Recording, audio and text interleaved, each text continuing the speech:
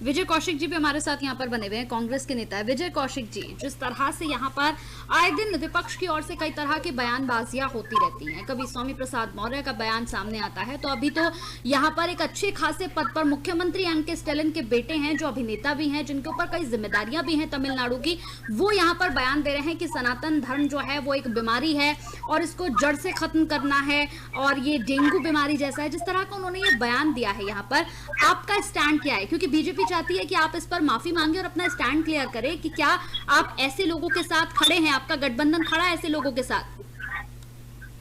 देखिए, सबसे पहली बात, कांग्रेस पार्टी की तरफ से हम इस तरह के किसी भी बयान की निंदा करते हैं जो भारतीयों की मूल भावना, जो सत्य सनातनवादी धर्म की जो भावना है उसका अपमान करता है। और मैं एक सीधी सी बात उनको बताना चाहता हूँ, वही जो हमारा धर्म है, वैदिक धर्म, उसको कुचलने के लिए इस देश पर कितने आतताइयों ने आक्रमण किए। मुगल आए, ईसाई आए और जाने कौन कौन आए, कभी डच आए, कभी बहुत तरह की जातियों के लोग यहाँ पर आए, सिकंदर भी आया, तो भी वो ना तो हमारी संस्कृति को खत्म कर पाया, ना हमारे धर्म को खत्म कर पाया।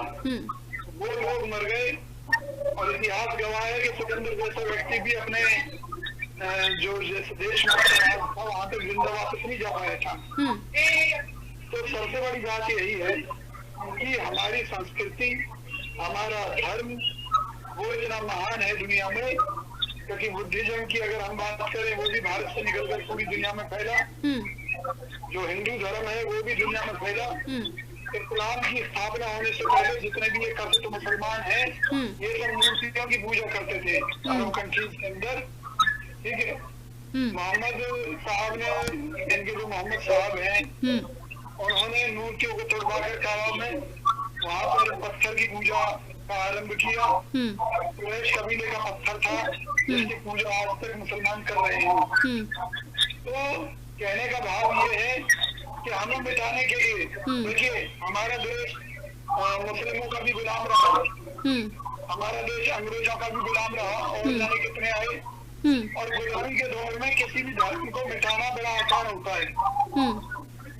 लेकिन इस देश के मुसलमान शासकों को भी समझ में आ गया था कि हिंदू की जड़ें इतनी गहरी हैं, क्योंकि धर्म ही तो हिंदुओं के पास है और है क्या। तो Vijay ji sorry to interrupt you sir, मैं एक सवाल आपसे बीच में पूछ रही हूँ। यहाँ पर आप इतनी अच्छी बातें कर रहे हैं सर, हिंदू पर, सनातन पर आप इतनी अच्छी बातें कर रहे हैं, आप अपने यहाँ पर पूरी तरह से अपने विचारों को रख रहे हैं, ये आप ही के साथ है इंडिया गठबंधन में, समझाते क्यों नहीं है आप इसके बारे में? आपको समझाना चाहिए।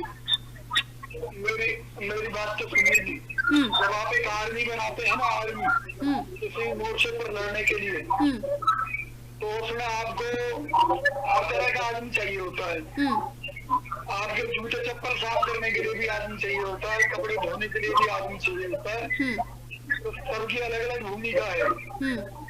तो सबसे बड़ी बात यह है कि सरकार ने, सुप्रीम कोर्ट में, हमारे कानून में इस तरह की व्यवस्था कर रखी है कि अगर कोई हमारे धर्म पर चोट करता है तो उसके खिलाफ मुकदमा दर्ज हो, उसके खिलाफ कानूनी कार्रवाई हो, ऐसे लोगों को जेल में डाला जाए। कांग्रेस पार्टी को इससे कोई ऐतराज नहीं है, ठीक है।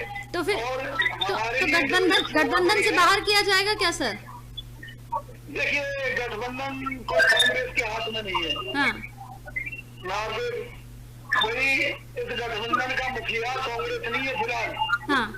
प्रियांक खड़गे का बयान सुना है सर आपने? प्रियांक खड़गे ने यहाँ पर समर्थन किया है उनके इस बयान का।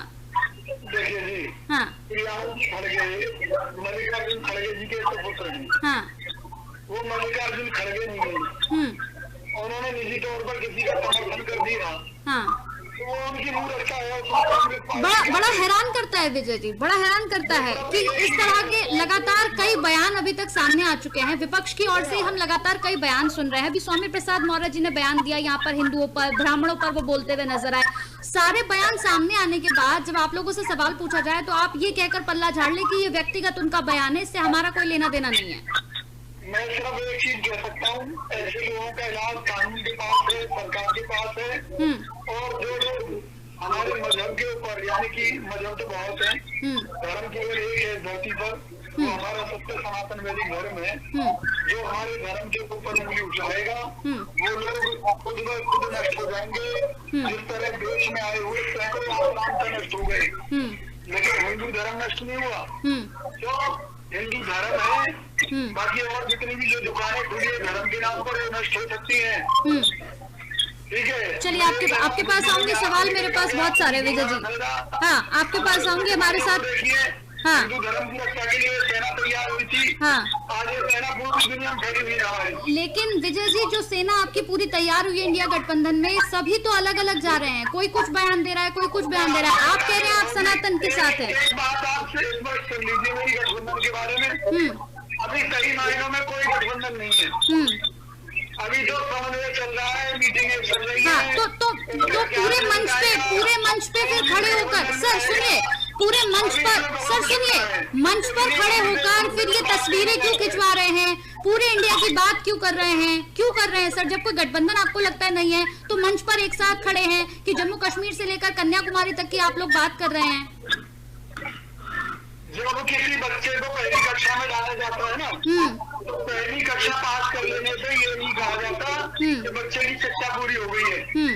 वो तो जब 12th पूरी करेगा, ग्रेजुएशन पूरी करेगा, अपनी पढ़ाई पूरी करेगा, तब कहा जाता है कि पढ़ाई पूरी हुई है। हाँ, अभी 2-3 मीटिंगें हुई है, पहली दूसरी तीसरी कक्षा पास हुई है। चलिए विजय जी, आपके पास हाँ, सुनेंगे सर। विजय जी कुछ कहना चाहते हैं, विजय जी बोलिए।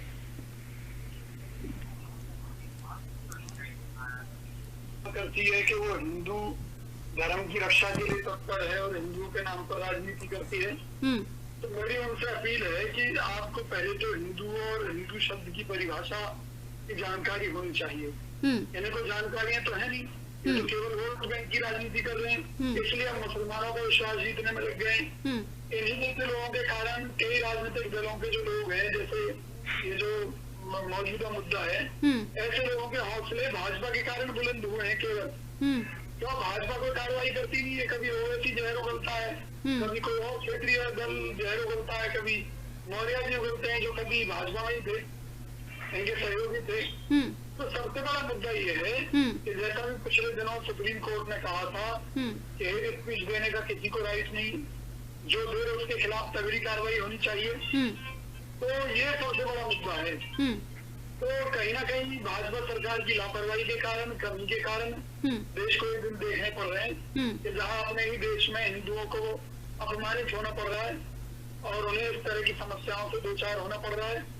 मैं एक बात ईमानदारी से कहता हूँ, कांग्रेस पार्टी हिंदुओं के साथ है। हिंदू इस देश का मूल नागरिक है, उनके अधिकारों की, उनके स्वाभिमान की रक्षा करना कांग्रेस का धर्म है और निश्चित तौर पर हम उसमें खरा उतरेंगे। इसमें किसी को भी शंका नहीं होनी चाहिए। हाँ, चलिए हमारे साथ यहाँ पर मुझे एक दूसरी डिबेट में जाना, अगर कोई और क्वेश्चन हो तो आप कर लीजिए। हाँ, मेरा एक छोटा सा सवाल, विजय जी एक छोटा सा सवाल और है आपसे, इसका आप जवाब देकर जाएं। यहाँ पर सर सबसे पहले मैंने आपसे एक सवाल पूछा था, वही सवाल अब मैं आखिर में आपसे पूछ रही हूँ। क्या इतना काफी होता है सर बोलना कि ये जो बयान दिया गया है ये व्यक्तिगत है? क्या ये कह के हम बात को खत्म कर सकते हैं? क्योंकि सर आप लोगों के साथ है, समझिए सर, आप लोगों के साथ है। आपकी बात बिल्कुल ठीक है कि किसी ने कोई बयान दिया, क्या वो ऐसे कह के छूट जाएगा? लेकिन उसके लिए तो सरकार है ना, सरकार किसने चुनते हैं? कानून किसके हाथ में होती है? अभी मैं चैनल के माध्यम से कहूँ, मोदी जी को गोली मार दूंगा। मैडम जी, कानून इस देश में ओवैसी जी हिंदुओं के लिए और सनातन धर्म के लिए रोज बोलते हैं, जो हमारे धर्म पर सरकार उनको जेड फ्री सुरक्षा देती है। देखिए, एक व्यक्ति को मारने के लिए कहना कितना बड़ा अपराध है, उन पे कार्रवाई नहीं करती। धर्म को मिटाने की बात कह रहा है। भाई धर्म मिट गया तो हमारे धर्म के करोड़ों लोग मिट जाएंगे ना। बिल्कुल। जो व्यक्ति करोड़ों लोगों को मिटाने की बात कर रहा है उसकी जगह जेल में है और उसे जेल में पहुंचाने की जिम्मेदारी मौजूदा भाजपा सरकार की है। कांग्रेस अपने आप में कोई अथॉरिटी नहीं है, भाजपा सरकार अपने आप में अथॉरिटी है। संविधान के मुताबिक ऐसे लोगों को जेल में डालने का अधिकार भाजपा के पास है। मेरे दावे के साथ कह रहा हूँ, इसलिए भाजपा को अपना कर्तव्य निभाना चाहिए हाँ और ऐसे लोगों को जेल भेजना चाहिए। हाँ, चलिए।